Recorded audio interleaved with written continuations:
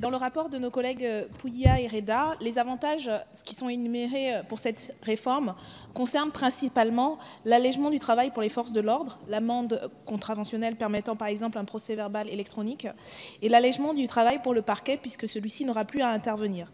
L'argument de moins de postes de magistrats est notamment avancé. Il ne s'agit donc pas, et nous le regrettons, d'un changement de politique actuelle au regard de la consommation des drogues, mais bien uniquement de réduire des coûts pour l'administration.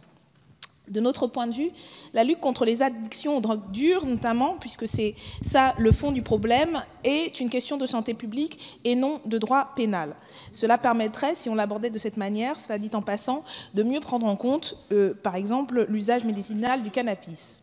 On le voit lorsque l'on compare les politiques menées aux États-Unis dans la fameuse guerre contre la drogue, axée sur la surenchère de la sanction pénale, à celle, et cela a été cité notamment par notre collègue Bernalicis, menée au Portugal, qui a fait le choix de la décriminalisation cumulée à un plus grand plan de santé publique. C'est la méthode portugaise qui permet une meilleure prise en charge des personnes dépendantes et le démantèlement des réseaux de trafic clandestin.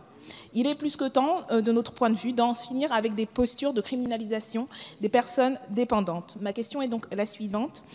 Quand est-ce que la majorité mettra en place une vraie politique de lutte contre les addictions qui serait efficace et à long terme moins coûteuse au service des personnes dépendantes en souffrance et de leurs familles? Merci. Madame la députée Obono, je voudrais dans un premier temps et très rapidement corriger deux inexactitudes que sans doute par erreur vous avez énoncées.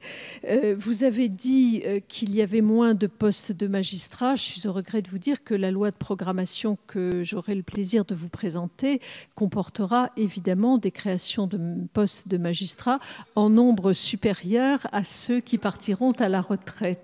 Donc, il y aura bien plus de postes de magistrats. Je voudrais également faire état d'une deuxième inexactitude. Monsieur le député, s'il vous plaît, seule Madame la ministre a la parole. Monsieur le député, s'il vous plaît. Souhaitez-vous répondre à ma place, Monsieur Bernalicis? Donc, je vous disais que je relevais une deuxième inexactitude, celle qui consiste à dire que nous souhaitons réduire les coûts pour l'administration. C'est une erreur de focale là, que vous commettez parce que les propositions que nous présentons à la suite du rapport présenté par la Commission des lois n'est pas du tout de réduire les coûts, mais bien au contraire de conduire une politique beaucoup plus efficace en termes sanitaires et en termes de répression du délit, car je le précise aussi, il ne s'agit pas d'un crime, mais d'un délit.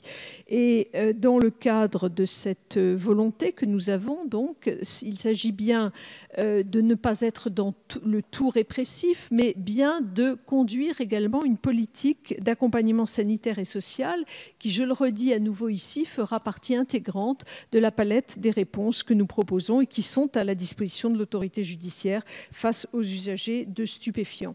Donc, je crois que ce que nous voulons vraiment, c'est accentuer ce type de réponse et les circulaires de politique pénale à la fois générale et locale permettront d'y apporter les meilleures réponses.